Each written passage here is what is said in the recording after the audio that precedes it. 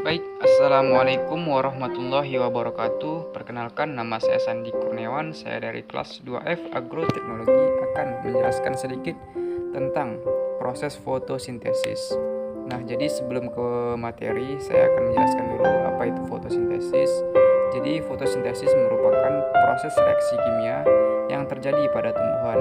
Nah, proses ini mengubah sinar matahari menjadi makanan atau energi bagi tumbuhan. Tumbuhan hijau membutuhkan sinar matahari untuk dapat melakukan proses ini, sehingga kebutuhan nutrisinya terpenuhi.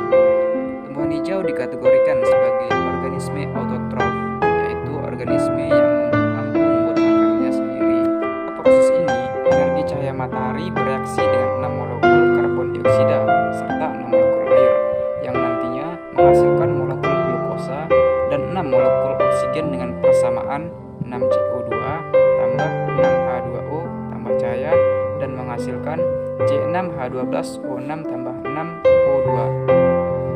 Nah, proses fotosintesis.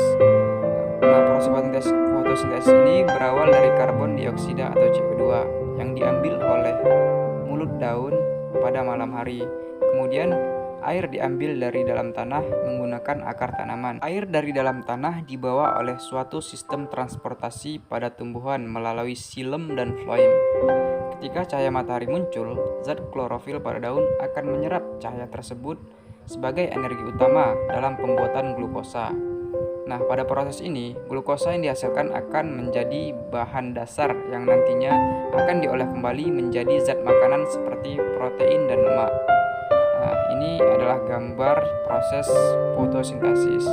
Nah, sedangkan reaksi fotosintesis itu dibagi menjadi dua, yaitu ada reaksi terang dan reaksi gelap. Nah, reaksi terang merupakan proses pembuatan makanan pada tumbuhan hijau yang terjadi pada siang hari, sebab membutuhkan cahaya matahari. Nah, sedangkan reaksi gelap tidak membutuhkan cahaya matahari. Reaksi ini tidak dapat terjadi tanpa adanya reaksi terang. Tujuan dari reaksi gelap tidak lain hanya untuk mengolah karbon dioksida menjadi glukosa. Itulah proses reaksi fotosintesis yang terjadi pada tumbuhan hijau.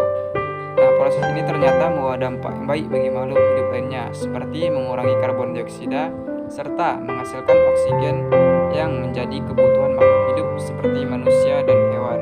Ini adalah gambar proses fotosintesis, proses cahaya reaksi gelap dan reaksi terang. Bisa dilihat pada gambar. Nah, ini saja yang dapat saya sampaikan pada video singkat saya pada video ini. Lebih dan kurangnya saya mohon maaf dan saya akhiri. Wassalamualaikum warahmatullahi wabarakatuh.